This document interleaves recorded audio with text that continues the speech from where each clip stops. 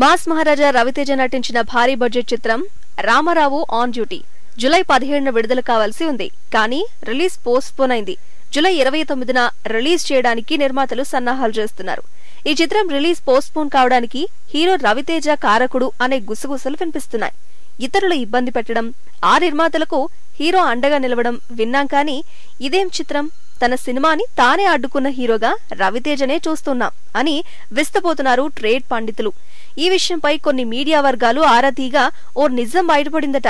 రవితేజకివ్వాల్సిన remuneration balance ని నిర్మాతలు ఇంకా చెల్లించలేదట. దాంతో ఆ బ్యాలెన్స్ చెల్లిస్తేనే కానీ షూటింగ్ కి రానని స్పష్టం చేశాడట రవితేజ.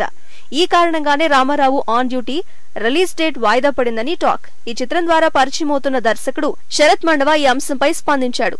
మీడియాలో వచ్చిన ఈ వార్తల్లో నిజం లేదని స్పష్టం చేశాడు. ఓ సాంగ్ ని ఫారెన్ లో షూట్ చేయాలని మొదట అనుకున్నాం.